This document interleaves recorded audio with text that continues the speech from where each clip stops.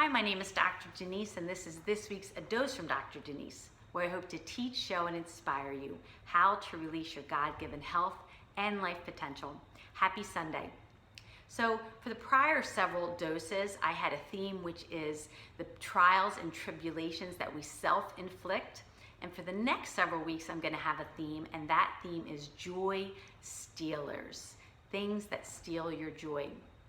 Last year at a conference, I heard a great definition about joy, and it said that happiness has a reason, but joy just is. Happiness has a reason, but joy just is. And I think we can all understand that. There's many things that bring us happiness. It could be a fine dining experience. It could be a wonderful night out with a loved one. It could be our children.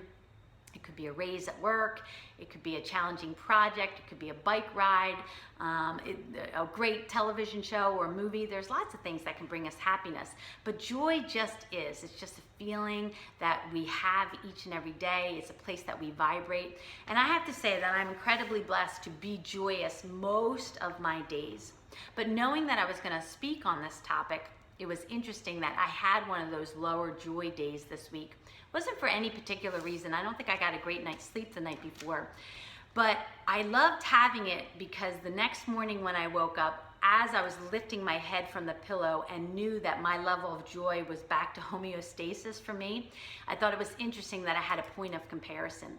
And so vibrating at a high level of joy, joy is a high vibration, is where we want to be because it's a wonderful, wonderful place to live. So what are some things that steal our joy? So what I want to talk about this week is the need for moreness. I know that's not actually a word, and the fear of not enoughness. We in this society are addicted to more, and we always aren't afraid that we won't have enough. And it's a terrible place to live, and it will steal your joy.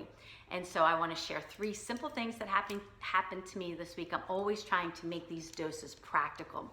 So 3 simple things that happened.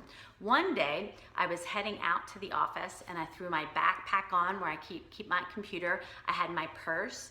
I had 2 sets of keys because my husband and I had traded cars that day. So I had my office keys and then I had his set of keys. And I had a bag of trash that I was taking out to my car. And oh yeah, as I'm heading out to my car, let me go ahead and grab that glass that's sitting on the counter so I can put it in the sink. Well, you know what happened.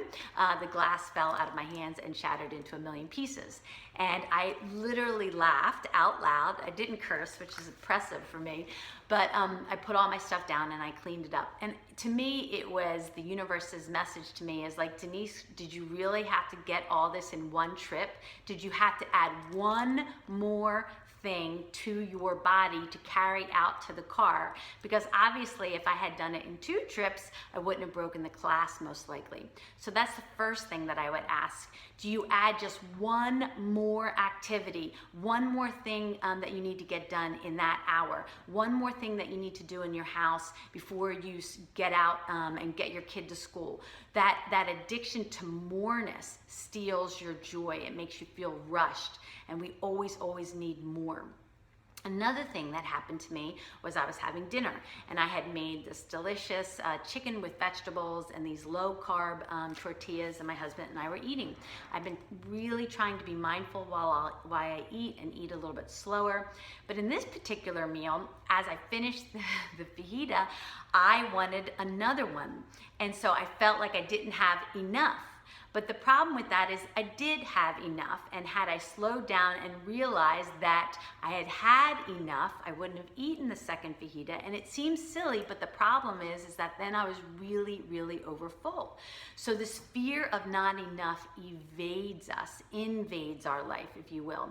We're always afraid we'll never ever have enough. And I have promised myself in this new chapter of my life, new home, new location, new work, a lot of newness in my life, that I was going to live by the law of enough.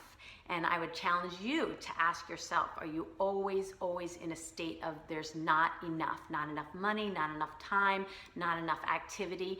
And can you live by the law of enough? It is enough. And the third thing that happened to me, and again, it's just a simple thing, but I'm trying to keep these practical, is that a girlfriend invited me to one of her clothing shows. And so she sells clothes in this beautiful clothing line. But here's the deal. I don't need another piece of clothing. I don't need another piece of clothing. And so I said, I'll pass this season, ask me again in the fall. But another thing that I've implemented in my new life here in Texas is before I purchase anything, whether it's something online or at a retail store or groceries, I ask myself this very simple question. Do I need it or do I want it? Do I need it or do I want it? And just by pausing and doing a little self-reflection, that has really helped me in the over-accumulation of more stuff. When we moved here, we downsized from a home that had a large basement, 2 large attics, a 2-car garage, and a big shed, and we downsized to a smaller home that had a small garage. That's it.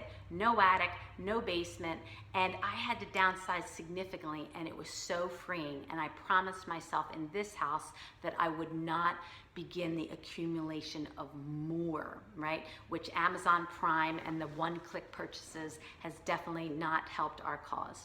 And so that's what I want you to think about this week, is one of the things that steals our joy is the fear that we will never have enough, or the need to always have more. So evaluate that in your life this week. I also want to share for those women that are listening that are local, on April 4th from 9 to 1 at the Botanical Gardens, I'm having an event called Living Light, Reclaiming Your Purpose that I'm running with several of the other women here. It is going to be a great event, and I will put the link to that in my comment section. Waving at someone who's walking by. Lastly, let me conclude with my prayer. And my prayer is, I'll conclude with my shorter prayer, which is, Lord, I give this day to you, the fruit of my labors and the desires of my heart. Into your hands I place all questions, and onto your shoulders I place all burdens.